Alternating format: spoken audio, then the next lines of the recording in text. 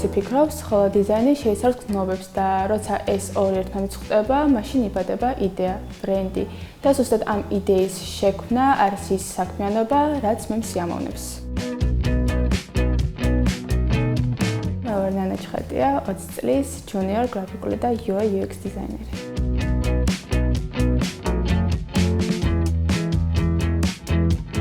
ინტერესი ციფრული სამყაროს მიმართ ნელ-ნელა სწავლისა და ექსპერიმენტების გზით ჩამოყალიბდა.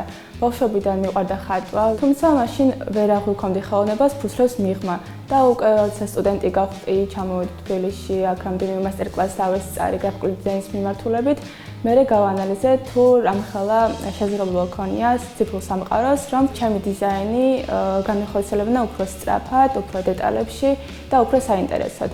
ერთ-ერთ დაწესებულებაში გავიარე დიზაინის კურსი, სადაც საბაზრო ცოდნა მივიღე ამ განხრით და უკვე ამ კურსის გავლის შემდგომ, ქუჩაში სეირნობის დროსაც არ შემეძლო რა რაღაც ბილბორდებისთვის ან ლოგოებისთვის ყურადღება არ მიმექცია და არ დავფიქრებულიყავ იმაზე, თუ მე როგორ გავაკეთებდი მაგალითად ამ ლოგოს, ან რაღაც ბილბორდს და ასე შემდეგ.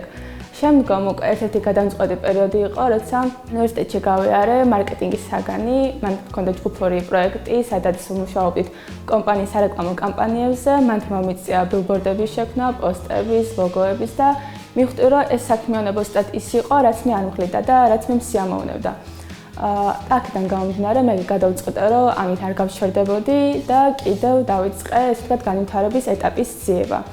სწორედ მაშინ სოციალურ ქსელში აღმოვაჩინე სქილული სარეგისტრაციო კურსის ვთქვათ ფორმა და მეგობრისგანაც არაერთხელ მსმენია სქილულის შესახებ, ამიტომაც დავინტერესდი, შევავსე, შემდგომ უკვე დაფინანსებაც მოვიწე და უკვე დავიწყე სწავლა სქილულის კურსზეც.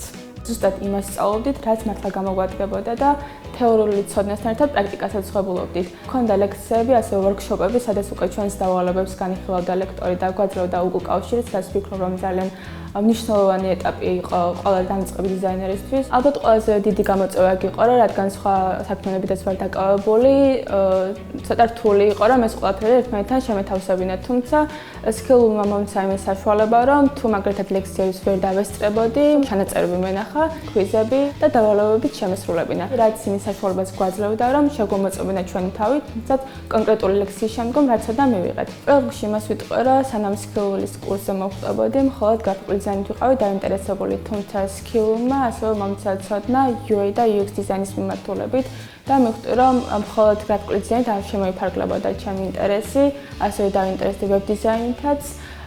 უფრო კრეატიული და თავისუფალი გავხდი დიზაინის სფეროშიც, იმიტომ რომ მეგონა რაღაც წესები იყო, თუმცა სქილულმა მასწავლა ამ წესების თავისუფლებასთან ერთად გამოყენება.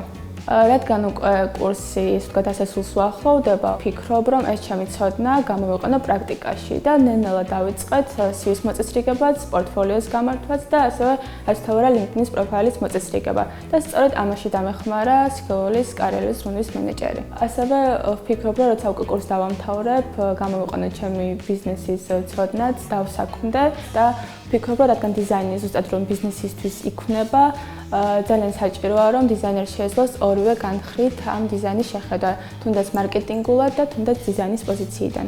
ამით არ ვაპირებ გაჩერებას სქილულის კოლეჯში ვაგრძელებ სწავლას, რადგან უკვე კოლეჯში უფრო ხმაც შევისწავლი ამ სფეროს და ვფიქრობ, რომ სამომავლოდ დამეხმარება, რომ დავაგროვო ზუსტად ის ცოდნა, რაც რეალური სამუშაო გარემოში დამჭირდება. მომავალში მინდა დავსაქმდე რომელიმე მარკეტინგ კომპანიაში, სადაც არ იქნება სულ ერთფეროვანი სამუშაო, არამედ მექნება განვითარების შესაძლებლობა და ვაკეთო ის, რაც მსიამოვნებს, არ მბეზრდება და არ მფლის.